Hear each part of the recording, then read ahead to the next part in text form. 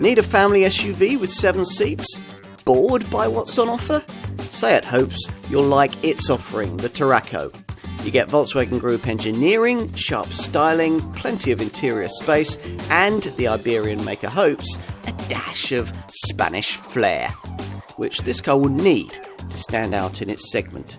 Seat has decided that this Tarraco should be set up fractionally firmer and ride 20mm lower than its Skoda Kodiaq and Volkswagen Tiguan Allspace production stablemates. As a result, it feels slightly more agile through the bends than a large, high-set family car like this normally would, and occasionally it gets a little more upset over porous surfaces than an SUV of this kind might usually do. It's all a bit predictable really, and neither issue is likely to be a game changer towards wanting or discarding this contender from your wish list. There's no particular fun to be had in throwing this car around, but if you ever do, you'll find that it resists body roll effectively and should keep the sick bags at bay in the back until you reach the kind of highway environment where this Seat can show off its refined cruising demeanour.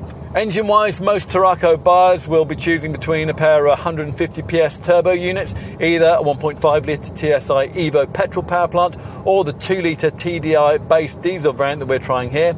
You'll need the diesel if you want the option of a package that gives you DSG automatic transmission and Seat's 4-drive, 4-wheel drive system.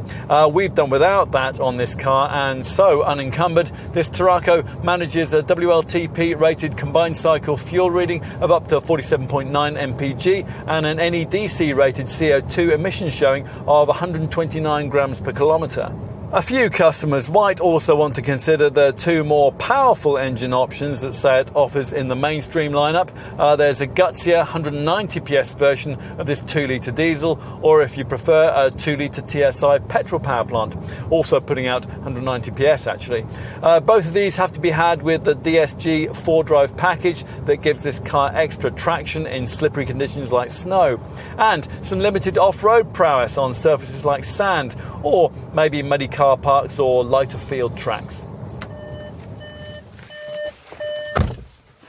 At the wheel, clever design makes the car feel like it's going to be easy to manoeuvre, and you'll be immediately struck by the screen technology on offer. Through the wheel, you glimpse this 10.2-inch digital cockpit screen, which offers lots of configurable options, ranging from virtual dials through to full-width navigation mapping, with almost endless data display options in between. All of it's standard, as is this 8-inch centre dash monitor, which deals with the usual informational, telephone, navigation and entertainment options. Plus there's voice control and Seat's incorporated full-link connectivity, which allows you to connect in your smartphone via Apple CarPlay or Android Auto.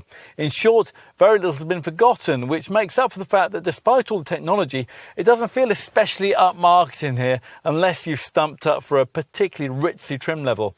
We've also found this to be a very family-friendly cabin, the air-conditioned glove box, the adjustable cup holders, the connectivity points, pretty much everything that you'd want really. Enough on what it's like in the front of this Tarraco, let's check out the rear, and that's accessed through these wide opening doors. This second row bench features all the versatility you'd want from this kind of 7-seat SUV. So the backrest reclines for greater comfort on longer journeys, and the 60/40 split seat base slides back and forth too. So, what's it going to be like in the third row?